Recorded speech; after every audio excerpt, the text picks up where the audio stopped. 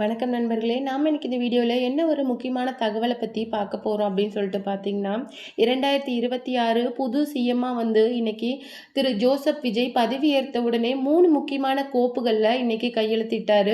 அது 200 யூனிட் மின்சார இலவச மின்சாரம், அது மட்டும் கிடையாது, சிங்கப்பெண் பாதுகாப்பு படை, 3வது போதைப்பொருள் ஒழிப்பு திட்டம் அப்படின்னு சொல்லிட்டு முக்கியமான 3 கோப்புகளில் கையெழுத்திட்டு, இப்போ நிலவரம் எந்த அளவுக்கு இருக்குது அப்படிங்கிறத நான் ஃபுல்லாக அனலைஸ் பண்ணிட்டு எல்லா விஷயங்களையும் புரிஞ்சுக்கிட்டு நான் உங்களுக்கு ஒரு வெள்ளை அறிக்கையை கொடுக்குறேன்.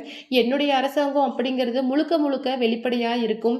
இதில் யாருமே ஏமாற்றணும் அப்படிங்கிற ஒரு எண்ணம் வச்சுருந்தா தயவு செய்து அதை இப்போவே அழிச்சிட்டு என்னுடைய கவர்மெண்ட்டுக்குள்ளே வாங்க அப்படிங்கிற மாதிரி விஷயத்த நாட் ஓன்லி கவர்மெண்ட் ஸ்டாஃப், அவருடைய அமைச்சரவை அந்த சட்டப்பேரவையில் இருக்கிற எம்எல்ஏக்களுக்குமே இந்த விஷயத்தை அவர் தெரிவிச்சிருக்கிறாரு. அது மட்டும் கிடையாது, இந்த விஜயோட அரசாங்கம் அப்படிங்கிறது உங்களுடைய அரசாங்கம், உங்களுக்காக தான் இந்த அரசாங்கம் அப்படிங்கிறத விட உங்களுக்காகவே தான் இந்த அரசாங்கம் அப்படிங்கிற மாதிரி சொல்லியிருக்காரு. முழுக்க முழுக்க மக்களுக்கான ஆட்சியாக இந்த ஆட்சி இருக்கும், இந்த ஜோசப் விஜயோட ஆட்சி இருக்கும் அப்படிங்கிற மாதிரி சொல்லியிருக்காரு. அவருடைய அந்த பதவியேற்பு விழாவுக்கு அவருடைய அப்பாவான சந்திரசேகர் சொன்ன விஷயங்களை பற்றி தான் நாம் இந்த வீடியோவில் டீட்டெயிலாக பார்க்க போகிறோம்.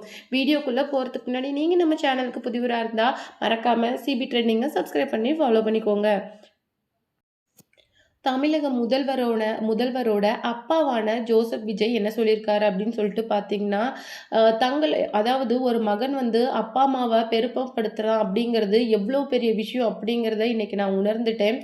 அவன் இன்னைக்கு முதல்வராக உங்களுடைய விஜய் இன்னைக்கு பதவி ஏற்கிறத நான் பார்க்கும்போது அதுக்கு எனக்கு 2 கண்ணு பத்தலை அப்படிங்கிற மாதிரி தன்னுடைய எமோஷன்ஸை கொட்டியிருக்கிறாங்க. அது மட்டும் கிடையாது, ஒரு பெரிய சுமையை இன்னைக்கு நாம் விஜய் மேலே சுமத்தியிருக்கோம். அதை அவன் 5 வருஷம் சுமக்க வேண்டிய கடமை அப்படிங்கிறது அவனுக்கு இருக்கும். அது மட்டும் கிடையாது, விஜய் எப்பயுமே ஒரு விஷயத்தில் ஃபோக்கஸாக இருப்பாங்க.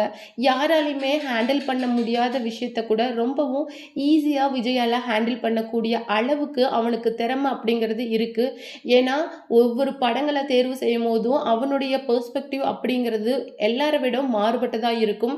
அந்த வகையில் இப்போ இருக்கிற நம்ம தமிழக முதல்வரான விஜய் அவர் ஒவ்வொரு விஷயத்துலையும் ஆழ்ந்து யோசித்து இப்போ இருக்கிற பிரச்சனைகளை சரி செஞ்சு கவர்மெண்ட்டை வழிநடத்தி போகிறதுக்கு அவருக்கு கொஞ்சம் அவகாசம் கொடுங்க அப்படின்னா நான் என்னுடைய தரப்புல இருந்து ஒரு ரெக்வஸ்டாக கேட்குறேன் அப்படிங்கிற மாதிரி சொல்லியிருந்தாரு. கண்டிப்பாக அவருடைய ஆட்சி அப்படிங்கிறது ரொம்பவும் சிறப்பாகவும், கண்டிப்பாக நீங்கள் இது வரைக்கும் பார்த்துராத அளவுக்கு அவனுடைய ஆட்சி வெளிப்படைத்தன்மை நிறைந்ததாகவும் இருக்கும் அப்படிங்கிற மாதிரி சொல்லியிருக்காங்க. இதை விட ஒரு பெற்றோருக்கு ஒரு பெருமை அப்படிங்கிறது எதுவுமே கிடையாது. அதை விஜய் எங்களுக்கு அப்பவே கொடுத்துட்டாரு. இப்போ அந்த பெருமையை இன்னும் அதிகப்படுத்தி எங்களுக்கு கொடுத்துருக்காரு அப்படிங்கிற மாதிரி சொல்லியிருக்காங்க. அது மட்டும் கிடையாது, சங்கீதா விஜய் இந்த பதவியேற்பு விழாவுக்கு ஏன் வரல அப்படின்னு சொல்லிட்டு அவர்கிட்ட கேட்டதுக்கு அவங்களுக்கு உடல்நலக்குறைவு இருக்கிறதாகவும் சொன்னாங்க. அது மட்டும் இல்லாமல் பதவியேற்பு விழா இன்னைக்கு நாளைக்கு அப்படின்னு சொல்லிட்டு டைமிங் மாறி இருந்ததுனால கூட அவங்களால வர முடியாத இருந்திருக்கலாம். இதில் பல்வேறு சிக்கல்கள் இருக்குது. தயவு செய்து இந்த விஷயத்தை பற்றி யாரும் அதிகம் பேச வேணாம் அப்படிங்கிற மாதிரி ஒரு ரெக்வஸ்டையும் அவர் கேட்டிருக்காரு.